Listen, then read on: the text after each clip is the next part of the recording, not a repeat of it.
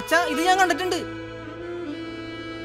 വർഷങ്ങളായിട്ട് ഈ പെട്ടിയിലിരിക്കുന്ന സാധനം കുട്ടി കണ്ടിട്ടുണ്ടെന്ന് പറഞ്ഞാൽ ഈ അച്ഛനെങ്ങനെ വിശ്വസിക്കുക? അച്ഛൻ ഞാൻ കണ്ടിട്ടുണ്ട് അച്ഛാ, കാര്യമായിട്ട് പറഞ്ഞത് ഞാൻ കണ്ടിട്ടുണ്ട്.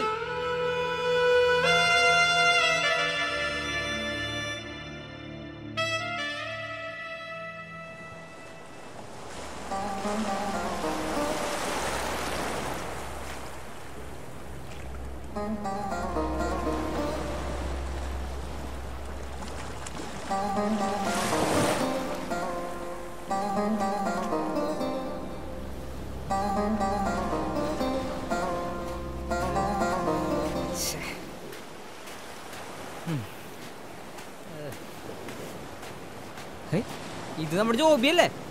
ഇവനെന്താണ് ഇവിടെ ഇരിക്കണത്? ജോബി, നീ എവിടെയാണ്? നിന്നെ കാണാൻ കിട്ടണല്ലോ. നീ എന്താ പണിക്ക് വരാത്തത്? പണിക്കൊന്നും പോകാൻ പറ്റില്ലടാ. എനിക്കൊരു കാര്യം പോലും ചെയ്യാൻ പറ്റണില്ലടാ. ശരി, വെറുതെ ആൾക്കാരെ കൊണ്ട് പറയിപ്പിക്കാനായിട്ട് വെള്ളമടിച്ച് നടക്കുന്നു. പണിക്കും പോകില്ല. എന്താണ്? എടാ ജോബി, നിന്റെ കഥകളൊക്കെ ഞങ്ങൾക്കറിയാം. നീ പണിക്ക് വരണ്ട എന്താ ഉദ്ദേശിക്കണത്? എത്ര കാലമായി നീ ബോട്ടിൽ വന്നിട്ട്? നിനക്കൊല്ല ഓർമ്മയുണ്ടാ? ഞാനൊരു കാര്യം പറഞ്ഞേക്കാം. എനിക്ക് 6 വയസ്സായൊരു കൊച്ചുണ്ട്. അവളുടെ വയറെങ്കിലും കഴിയണ്ടാ.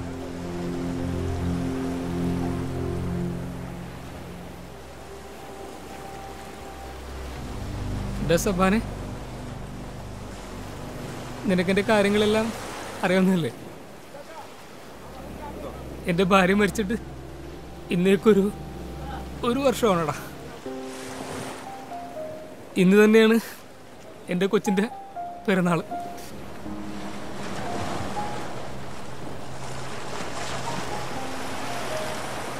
ഒരു മിഠായി മേടിച്ചു കൊടുക്കാനോ ഒരു കേക്ക് മേടിച്ചു കൊടുക്കാനോ എൻ്റെ കയ്യിൽ 10 പൈസയില്ലടാ. എൻ്റെ ഭാര്യ അവളുണ്ടായിരുന്നപ്പോൾ ഒരുപാട് സന്തോഷത്തോടെ കേക്ക് മേടിച്ച് മുറിക്കും. കിട്ടുന്ന പൈസയൊക്കെ വല്ലവും എന്തെങ്കിലുമൊക്കെ മേടിച്ച് എൻ്റെ കൊച്ചിന് കൊടുക്കാറുണ്ട്.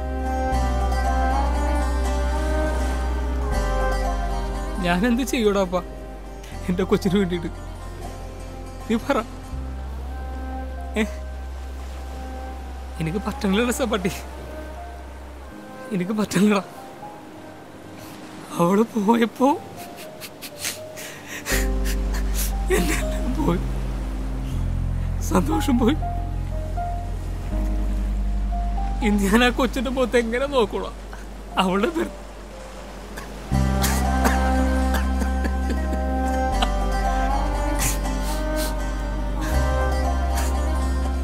എടാ ജോബി, നീ വെറുതെ കരഞ്ഞ കഥ പറയല്ലേ. നിന്റെ കൊച്ചിന്റെ ബർത്ത്ഡേക്ക് ഒരു കേക്ക് മുറിക്കണം, അത്രയല്ലേ ഉള്ളൂ. അതിനുള്ള പൈസക്ക് എൻ്റെ അടുത്തുണ്ട് കേട്ടാ.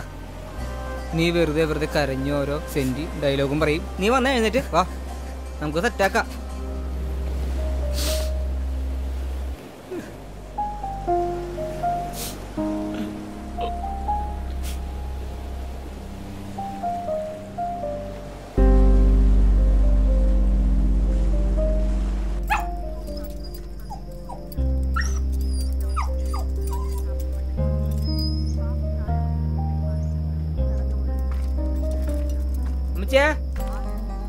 അമ്മച്ചേ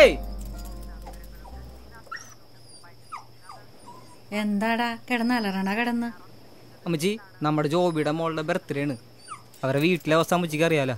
അപ്പോൾ ഞാൻ അവരെ ഇങ്ങോട്ട് വിളിച്ചിട്ടുണ്ട് ഒന്ന് ആഘോഷിക്കാൻ വേണ്ടിയിട്ട്. കുഴപ്പമൊന്നുമില്ലല്ലോ. അതിനെന്താണ്, നമുക്കുള്ളതുപോലെ ആഘോഷിക്കാം. നീ പോയി വിളിച്ചോണ്ട് വാടാ മോനെ.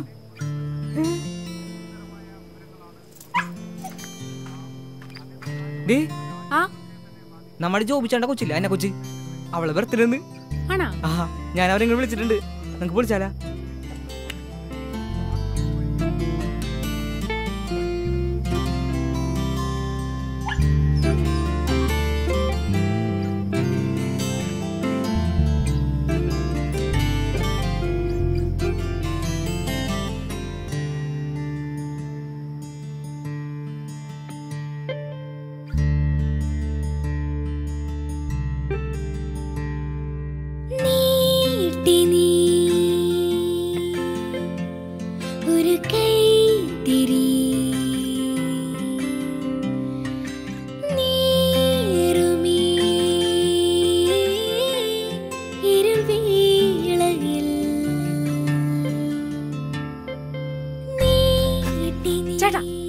എന്താടി അന്നെ കൊച്ചും ജോബിച്ചേട്ടനും വന്നേക്കണം. ഒന്ന് വേഗം വാ ഇങ്ങോട്ട്.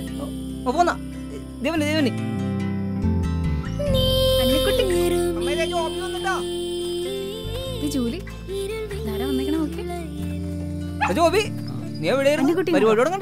ബർത്ത്ഡേ ആയിട്ട് ആരോടും പറയാതെ നടന്നല്ലേ? ശരിയാക്കി തരാം നിനക്ക്. നീ ഷർട്ട് മാറ്റാതെ വന്നിരിക്കുന്നത് എന്താണ്? നീ കൊച്ചിനാൾ കൊടുത്തേ ഇങ്ങോട്ട് വന്നേ ഇങ്ങോട്ട്. അന്നക്കുട്ടി വാ. അന്നക്കൊച്ചെ നമുക്കൊന്ന് ഉഷാറാവണ്ടേ? എന്ത് വേഷം അത്? ചേച്ചി ഒരു സമ്മാനം വാങ്ങി വെച്ചിട്ടുണ്ട്. ഇതൊക്കെ ഒന്ന് മാറാം. ജോബി നല്ല ദിവസോടെ എന്ത് കോലത്തിലടാ വന്നേക്കണത്. നീ കാണുന്ന കള്ളി ഷർട്ട് എടുത്തിട്ടോ. ഞാനത് ഒരു പ്രാവശ്യം ഇട്ടിട്ടുള്ളൂ. നീ ഇതിട്ടേ.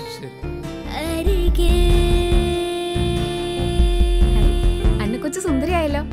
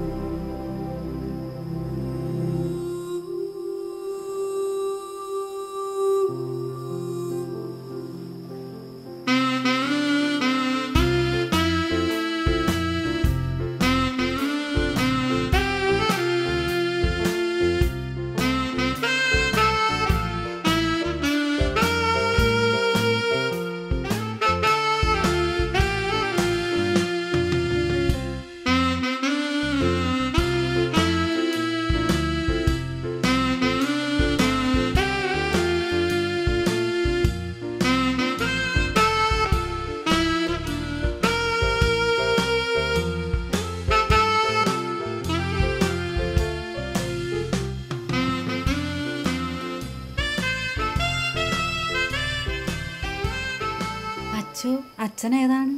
എവിടുന്നാണ് ഈ നേരത്ത്? അമ്മച്ചി, ഞാൻ ആരാന്നും ഞാൻ എന്തിനിവിടെ വന്നുവെന്നും അവനറിയാം. അവനോട് ചോദിച്ചാൽ മതി.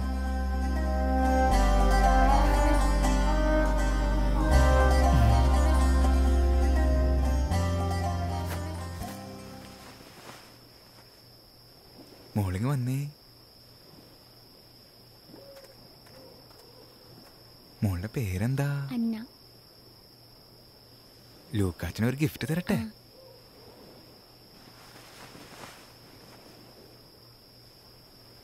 ഇത് ലൂക്കാച്ചന്റെ വകാട്ടാ.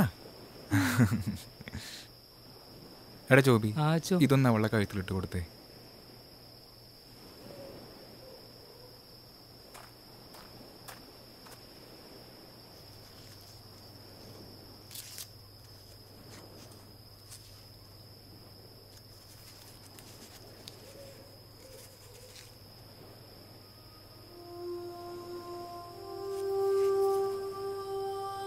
അച്ഛോ. ജോബി, ദൈവം നിന്നെ വിശ്വസിച്ചാണ് നിന്റെ മകളെ നിന്നെ ഏൽപ്പിച്ചിരിക്കുന്നത്. അവൾക്ക് സ്നേഹം കൊടുക്കാനും സന്തോഷം കൊടുക്കാനും നിനക്ക് സാധിക്കുമെന്ന് അവൻ അറിയുന്നത് കൊണ്ടാണ് നിന്റെ ഭാര്യ നിന്നെ വിട്ട് അകന്നു പോയത്. അതുകൊണ്ട് നിന്റെ ഭാര്യയോടുള്ള വിശ്വസ്തത പുലർത്തേണ്ടത് നിന്റെ മകളെ സ്നേഹിച്ചുകൊണ്ടായിരിക്കണം. അതാണ് എനിക്ക് നിന്നോട് പറയാനുള്ളത്. പോട്ടെ.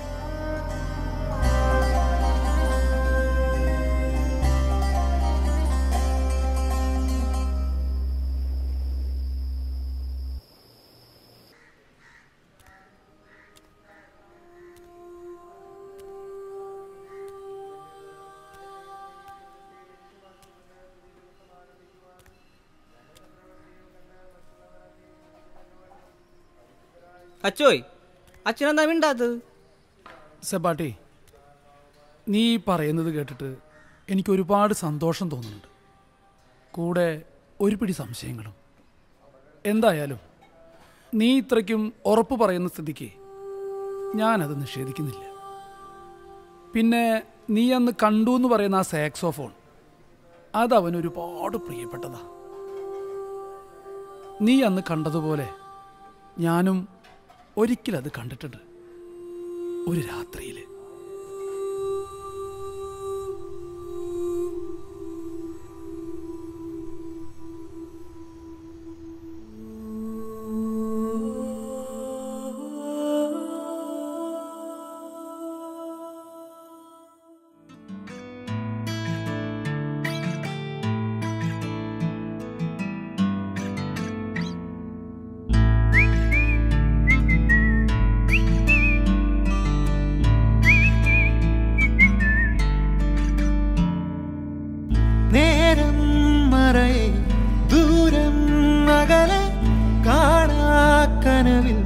ഉണരും നാം രാവിൻ പടവിൽ നീളും വഴിയിൽ കാലം കഥകൾ എഴുതുന്നു.